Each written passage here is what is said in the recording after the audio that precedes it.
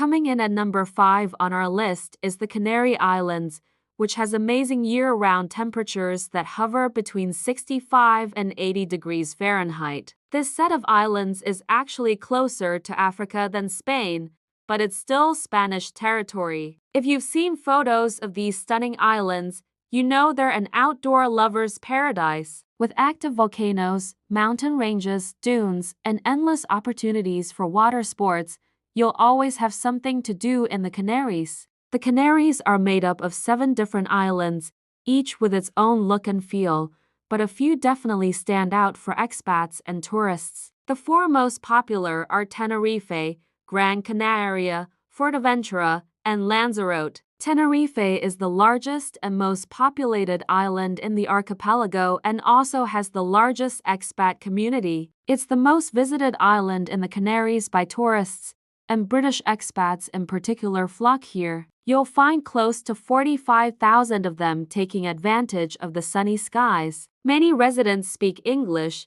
so if your Spanish isn't strong, you'll get by easily. And if you're planning on relocating with kids, Tenerife has 6 bilingual schools to choose from. I've been to Tenerife a couple of times, and it's just beautiful, so peaceful and quiet, even in the center of town. Digital nomads, however, are often drawn to Gran Canaria, especially the Las Palmas area. It has great infrastructure for remote work, plus a lot of co-living spaces and events. Las Palmas is also famous for surfers and is the most diverse island in terms of landscapes, though it really helps to have a car to see everything. Fuerteventura is the most untouched of the main residential islands. It has the wildest nature and beaches that can make you feel like you are the only person in the world. The high winds there also make it a great spot for the World Championships of kite and windsurfing. Lanzarote is the easternmost island and is considered the most peaceful and quiet of the 4. Right now, though,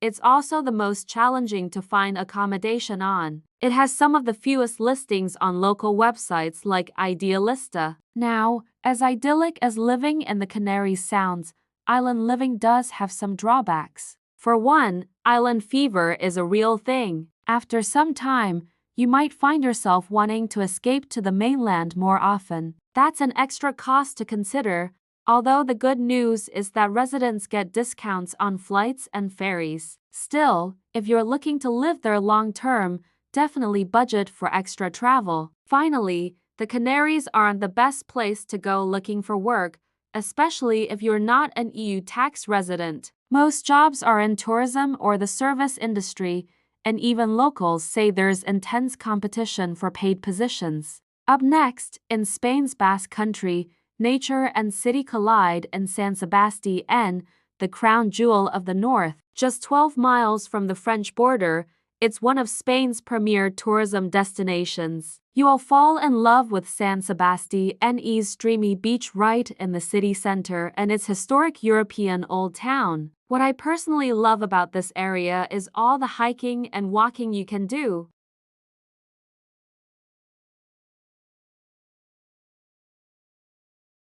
You get stunning views of vineyards, the sea, and amazing sunsets. This area also has a mild climate, not as hot as the south and not as chilly as nearby France. The city's population balloons in July when the sun is out and Europe's longest-running jazz festival kicks off. And when the tourists head home in September, it's the start of the city's International Film Festival, where many notable films like Star Wars have made their debut. Considering these cultural events and the close proximity to France, San Sebastián is a fine place to live. If you're thinking of going, popular neighborhoods include the Center, Antigua, Gros, and Amara. And if you're a foodie, San Sebastián is perfect for you, with one of the highest numbers of Michelin star restaurants per capita in the world. One of my favorite things to do there is just get lost in the city's alleyways, popping in and out of bars for some tapas or pinzos as they're called there. But the San Sebastián lifestyle comes at a price. A simple studio apartment starts at around €650 per month plus utilities. When it comes to groceries,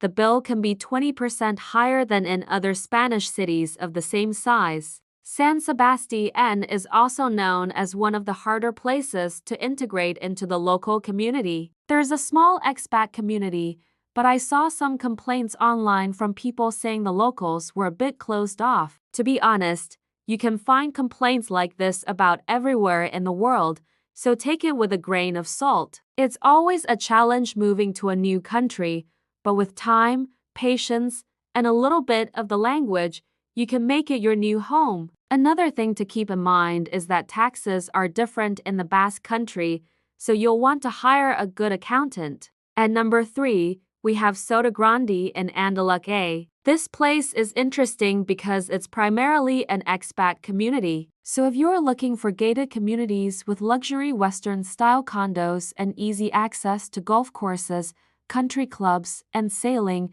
this could be the place for you. Many of the world's elite own homes in Sotogrande. Your next-door neighbors could be the likes of Mariah Carey or former British Prime Minister Tony Blair, and you might even spot a royal family member or two. Prices to buy and rent here are among the highest in Spain, with studios starting from 500 to 900 euros per month, and luxury villas from 1,500 to 5,000 euros. At the same time, not everyone in Sotogrande is rich. Many average-earning expats report living comfortably there, and you can even find condos to buy starting around 100,000 euros. Although Sotogrande can have a reputation for being a bit elite, many locals are quick to point out that the people are actually very friendly and down-to-earth. Many expat families also choose Sotogrande for its excellent schools. The area's 7 international schools boast high graduation rates and test scores. You can choose between all English or bilingual schools, and many even follow a UK curriculum. But the wait times to get into some of these schools and daycares can be lengthy. A lot of people joke online that you need to join the waiting list as soon as you get pregnant. This is another area with a lot of green space, but it might not all be raw, authentic nature. There are a lot of manicured gardens and places like the Sports Lagoon. So if you prefer a more organic or wild nature experience, then check out the next place on my list. Number 2 on our list today is a full region, Asturias. This is a great place for you if you are looking to escape the summer crowds and heat of southern Spain. Located in northwestern Spain, Asturias is known as Green Spain for its diverse climate, hilly landscapes, and forests. It's also somewhere you'll find different seasons, including dry and rainy seasons. Living in Asturias means cool summers and mild winters, with more rain than other parts of Spain.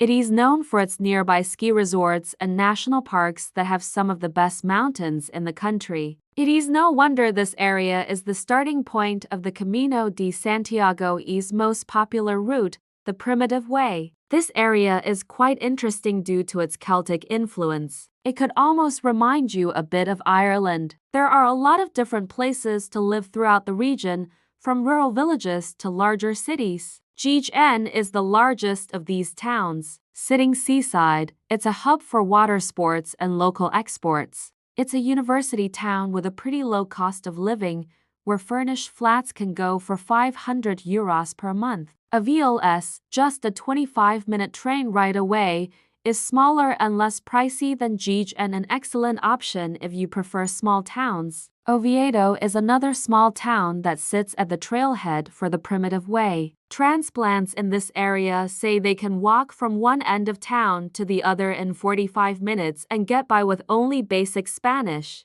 One drawback is that it's known as a coal and industrial area, which has had some impact on the air quality, although the local government is taking steps to reduce emissions. These environmental impacts have also affected jobs, with younger people tending to leave for opportunities elsewhere, which has impacted the average age of the local population. And our number 1 spot is Girona. Just 40 minutes outside of Barcelona, you'll find this charming Catalan town that's an eclectic mix of old and new, with Gothic cathedrals spaced out by modern condos. Separating the old and new parts of the city is the picturesque Onyar River, lined with colorful houses stacked neatly on top of each other. One thing that attracts people to Girona is that it's a cycling capital. Lance Armstrong even once trained here. Since then, thousands of professional cyclists and triathletes have moved to Girona to train or simply enjoy its bike-friendly roadways and rolling hills. This boom has created quite a market for bike stores and professional trainers. But you don't have to be a cyclist to love living in Girona. This area is known for friendly people, lots of nice walking trails, and potentially some of the best coffee in Spain. Because it's a university town, there's always something going on. There are festivals of all types and frequent football matches where you can cheer along with the Girona FC fans. There's also an annual flower festival in May, the Temps de Flors, where city monuments and buildings become a colorful explosion of fresh flowers. Girona has a pretty large expat community, with about 20% of the population being from different countries, so you can find a lot of opportunities to meet people. This is an area where you want to learn a little bit of Spanish as well as Catalan. When it comes to cost of living, Girona is not the cheapest, but it's not the most expensive either. It's about 15% lower than living in Madrid, and you're close enough to Barcelona to take the train for a day trip. So let me know, which of these places are you most interested in living in? If you want some relocation help from me, you can apply at travelingwithristant.com or relocation. Make sure to watch these videos next so you can find out the exact cost of living in Spain as well as neighboring Portugal. Thanks for watching, and I'll see you in the next video.